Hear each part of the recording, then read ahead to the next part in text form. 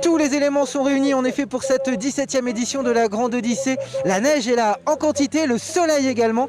Ne manque qu'un ingrédient, le public. Crise sanitaire oblige. Forcément, cela change un peu l'ambiance. Regardez. À quelques minutes du départ, l'impatience des musher était palpable. Mais le huis clos imposé par la Covid amène son lot de regrets.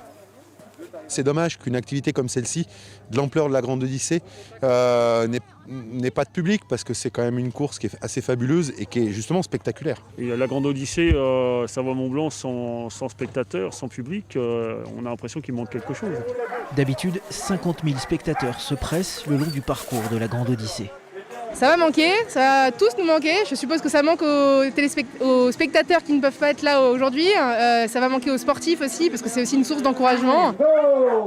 Une foule enthousiaste, notamment ici à Samoin, terre du prologue. 2 petits kilomètres pour se mettre en jambes et enchanter les 68 concurrents. Ça fait vraiment plaisir de se retrouver sur les pistes après des longs mois compliqués comme ça. C'est un réel bonheur et je pense que les jours à venir, on va vraiment se faire plaisir. Le confinement, tout ça, c'est oublié ?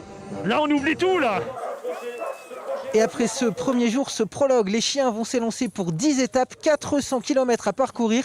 Ces chiens qui prennent leur pause pour l'instant, mais qui sont de véritables athlètes, particulièrement surveillés, particulièrement scrutés.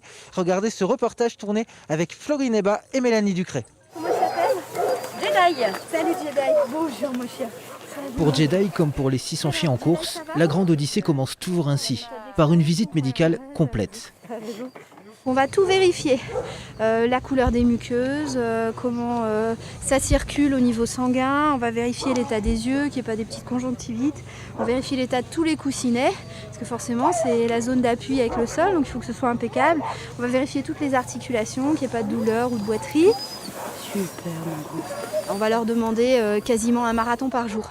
Donc avec beaucoup de dénivelé, avec des températures difficiles, donc il faut qu'ils arrivent dans un état optimal de grands sportifs. Pour les chiens, la Grande Odyssée est la course la plus dure du monde. 12 vétérinaires sont donc mobilisés jour et nuit, même si la clé du succès réside dans la préparation. C'est de l'homéopathie pour les lésions musculaires en fait, en prévention des lésions musculaires et tendineuses. Donc voilà, certains ils n'aiment pas ça, d'autres ça passe, il n'y a pas de souci quoi. Il y a toujours le petit bisou du musher. Ah toujours, ça passe mieux toujours avec un bisou.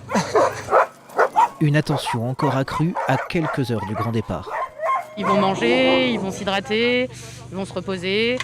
Et puis après, massage. Au niveau des massages, on va aller chercher le muscle, bien sûr. Et on fait des mouvements pour vérifier que le muscle est bien fluide, qu'il n'y ait pas de petits points, ce qui s'appelle des contractures. La neige molle va solliciter les tendons, alors que la neige dure va solliciter les articulations. Donc il faut être très vigilant, parce qu'une entorse, ça pénalise le chien pendant plusieurs jours, voire toute la durée de la course. Pendant que Buck savoure son massage, ses coéquipiers reprennent quelques forces. En 10 jours, les chiens de la Grande Odyssée vont courir plus de 400 km et gravir l'équivalent de 3 Mont-Blanc. Demain, direction Pradly-Saumont pour une nouvelle étape. Nous, on en profitera pour vous raconter l'histoire de cet homme, Jean Combazard. Il est le vétéran de la course. Histoire assez incroyable. Rendez-vous donc demain.